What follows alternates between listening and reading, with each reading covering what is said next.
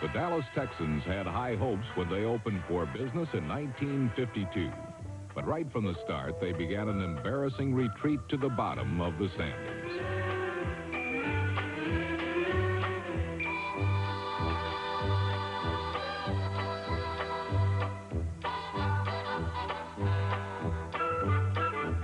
You went in there, you could beat them with anything. They just didn't have it. They had some good individuals now, but they didn't have enough. Not enough to beat anybody. So you were very happy if you had them on your schedule. Los Angeles had Dallas on their schedule, and the Rams' Herb Rich, number 42, turned in the longest scoring play of the year with a 98-yard return of an intercepted pass.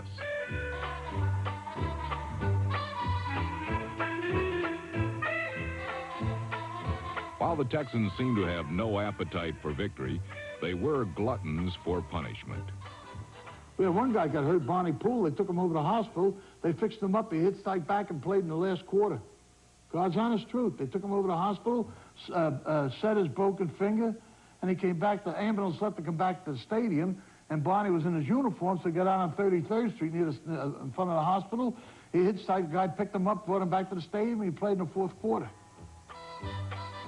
The Texans' most effective play consisted of Hank Lauricella or Bob Solari firing blindly downfield into a crowd of receivers hoping for a miracle.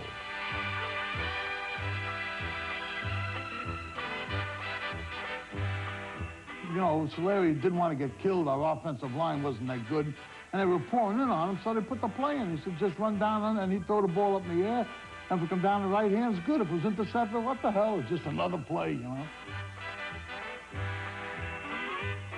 Although the Texans' offense was often exhilarating, its defense brought on that run-down feeling. And the Texans lost all of their first 9 games and all of their fans as well. They were so bad and the attendance was so poor that they had to play, I think, the last 3 or 4 ball games that were scheduled at home, they had to play them on the road. It didn't make any difference. We knew we weren't any good. We were playing out the string, and we felt sorry for the people, but there was nothing you could do. We didn't have the manpower to beat the teams we were playing.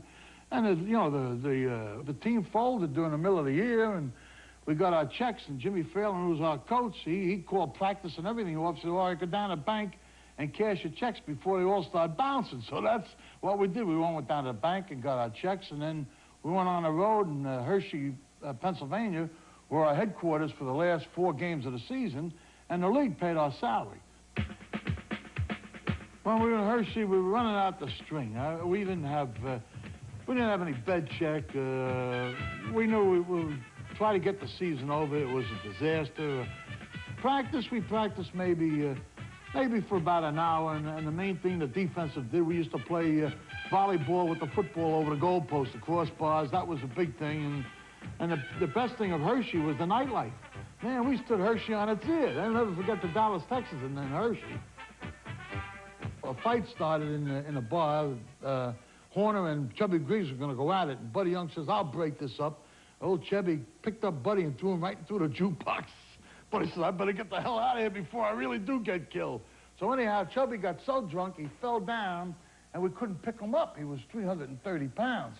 So we went and got a sleigh, and we put him face down on a sleigh, and 8 of us carried him back to the hotel.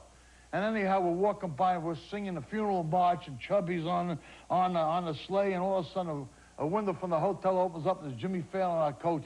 He says, "All right, boys, feeding time at the zoo is over. Everybody get to bed." And we all went to bed. We were scheduled to play the Dallas Texans down in Dallas, and they ran out of money, and so they transferred the game to Akron, Ohio, in the Rubber Bowl. It was Thanksgiving Day, and we went out on the field to warm up. We had more players on the field than we had fans. And we came back in after the warm-up, and we were in the locker room, and James Phelan used to smoke a cigar. And he would puff the cigar, and he'd talk on the side of his mouth, and he said, "Gentlemen, this has not been the best of seasons, but it is Thanksgiving Day. And you do have a lot to be thankful for. We were put out of Dallas, and we're now wards of the league. But all of those clubs who have won have never had the experience that you're going to have today. And everybody looked at him askingly, and he responded this way. He said, the big responsibility that you have, the National Football League, and no other club has had this, that the crowd is so small. Rather than introduce you as a team, you all can go up in the stands and meet the crowd individually. A tiny crowd of 2,000 fans in Akron's Rubber Bowl were treated to an extraordinary upset as the hapless Texans defeated George Halas's Chicago Bears. Califero takes a handoff, races to his right, and sends a pass deep in the end zone. Dick Wilkins leaps, and it's touchdown Texans, leaving the Bears on the short end of a humiliating 20-2 score. We went into the game with not the right attitude, and it was late in the fourth period, and Halas was really, George Halas was really mad. He said, getting beat by these bums, it's terrible. And somebody got behind a defensive back, and Coach Halas thought it was Don Kent, and he kicked Don Kent, and Kent kicked the coach back, and I just can't say in a public media like that the lacing that we took after the game from George Halas, but it was really disgraceful. The Bears were the only team the Texans beat. And when the season was mercifully over, the Texans were out of business, and the NFL was out of Texas.